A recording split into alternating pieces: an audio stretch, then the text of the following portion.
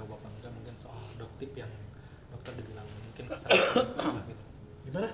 Soal doktip yang menuduh dokter nih sebagai penipu mungkin seperti apa sih tanggapannya? Wah, itu bahaya ya. Kalau kita ngomongin seorang penipu itu kan harus dibuktikan secara sah di pengadilan ya. Jadi kalau kita ngomong penipu itu kan kita harus membuktikan di pengadilan. Kalau enggak itu suatu tuduhan yang amat sangat berat sih sebenarnya. Merasa gerah nggak sih, risau akan buat suatu laporan kah atau somasi, karena ini kan bicara nama baik dok, eksistensi dokter juga gitu. Nah itu ya cilakanya ya. Aku cukup tenang sih ya. Aku cukup tenang sih. Sebenarnya aku nggak punya kebencian dengan beliau. Aku juga nggak punya kemarahan dengan beliau. Meskipun aku beberapa kali difitnah, beberapa kali digiring opini ya.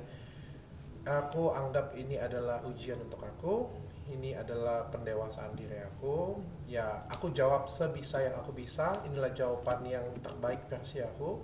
Tapi mungkin beberapa orang yang di sampingku, terutama manajemen, ngerasa kurang berkenan dan mereka melaporkan. Ya, aku nggak bisa ngomong apa-apa sih. Nanti, apalagi sudah masuk ke ranah hukum, ya kita percayakan saja semuanya.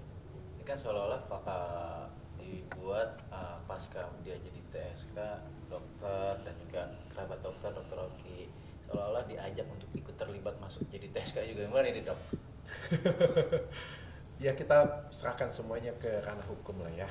Semua orang kan berhak mengatakan bahwa dirinya itu benar. Semua orang berhak untuk punya ego masing-masing.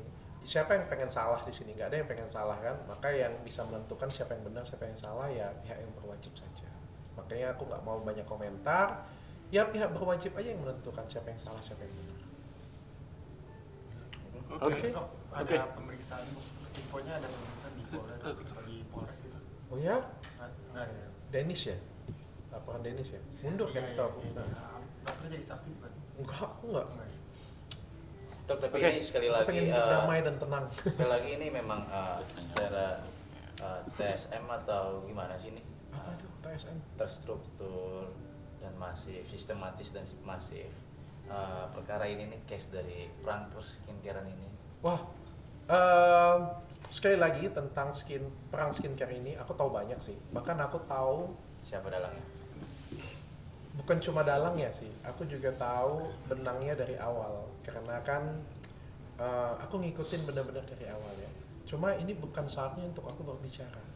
Ketika aku berbicara sekarang, untuk apa? Ketika masih banyak yang nggak percaya, masih banyak yang bisa tergiring opini, menurutku itu belum bijaksana ya.